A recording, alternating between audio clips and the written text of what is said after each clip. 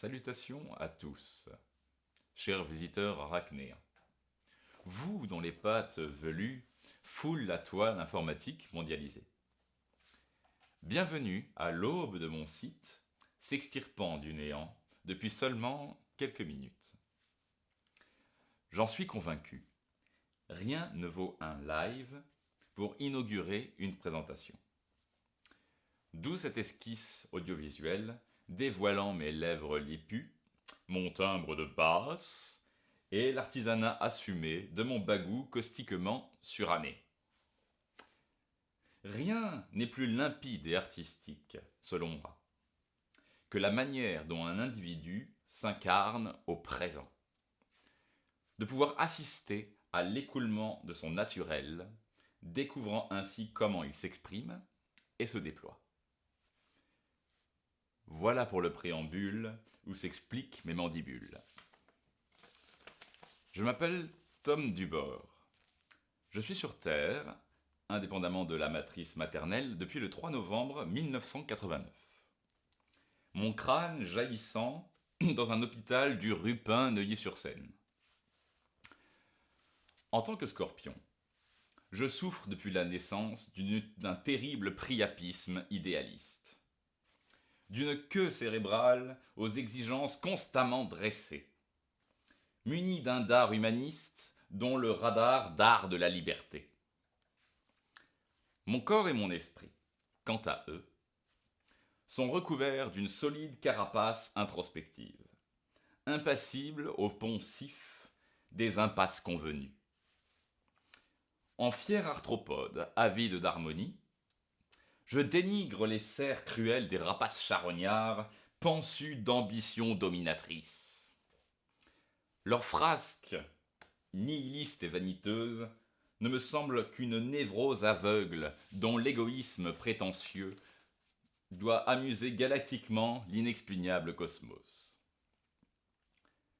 Il m'a paru essentiel de signifier les traits engendrés par mon signe astral.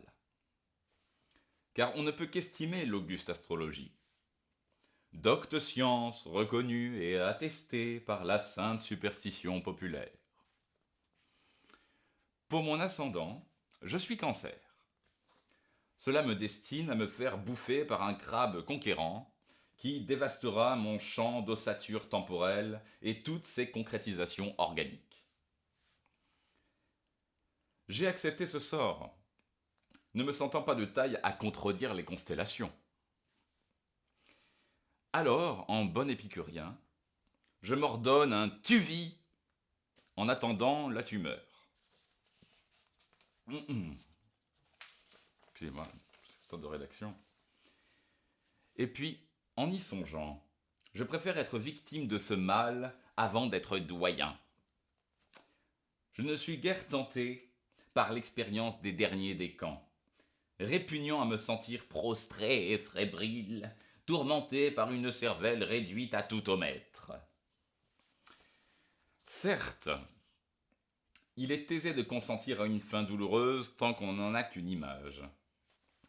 Et en dehors des masochistes, tout le monde aspire à une expiration tranquille, la bougie soufflée dans l'innocence d'un calme sommeil. C'est aussi mon cas, je ne le cache pas. Mais il n'en est pas moins certain que la sénilité et son incontinence ne n'est pas moins effrayante qu'un cancer. Et cela parce que je ne me vois pas vivre à moitié, dans une tiède et ternie demi-mesure. Seule une trame ardente me permet de m'épanouir. Ma jeunesse relative se shoot à la passion de vivre, sans louper une miette d'instant. Je suis addict à ces enseignements qui suppurent des victoires et des défaites plus encore. Je ne me vois pas décrépir, faire durer l'affaissement, sans raison sinon celle de subsister autant que possible. Non. J'escompte plutôt étreindre la faucheuse, d'un printemps à la verdeur bandante, d'un adieu au monde sauvage, rayonnant encore de l'insolente clairvoyance d'aimer. De toute façon, les jours passent vite. Nous ne sommes qu'étincelles. Alors pour nous autres, corpuscules éphémères talonnés par l'urgence, il est capital de devenir indépendants et entiers le plus tôt possible. De nous reconnaître négligeables tout autant que légendaires. Car nous sommes indubitablement aussi microscopiques qu'uniques dans la fresque de l'espace-temps. Chaque être est une singularité mystérieuse dont la perception ne peut être domptée ou modelée pleinement par aucune force extérieure. Tout individu qui souhaite s'approcher du bonheur a droit et presque devoir d'oser se comprendre et s'affirmer. Ce qu'il peut puiser en lui ne dépend nullement des dogmes de son époque ou des attentes d'un système sociétal. Vous flairerez sans doute dans mes livres et mes compositions des récurrences de cette vision prônant la liberté de nos vols. J'y défends également l'idée qu'il est sage de savoir rire de tout. Car ce n'est pas parce que l'on s'esclaffe qu'on ne reconnaît pas le sérieux d'un problème. C'est même le contraire. On se met à pouvoir rire d'un drame le jour où on l'a assez ruminé pour enfin le digérer. J'appuie donc la maxime disant « Les êtres qui n'ont pas d'humour manquent profondément de sérieux ». Ce que recèle notre moelle ne regarde que nous. Sans être croyant, je clame que ce qui fait vrombir nos veines, rugir nos motivations, bomber nos espérances, ne peut être déchiffré que par nous-mêmes et relève en quelque sorte du sacré.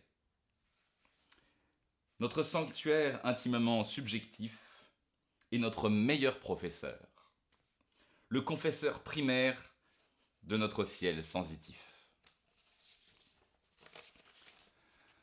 Ouf. Cela étant ancré, je préciserai qu'après une décennie à Toulouse, une migration m'a fait reconstituer mon nid dans la cité portuaire de Sète, où je réside depuis décembre 2020.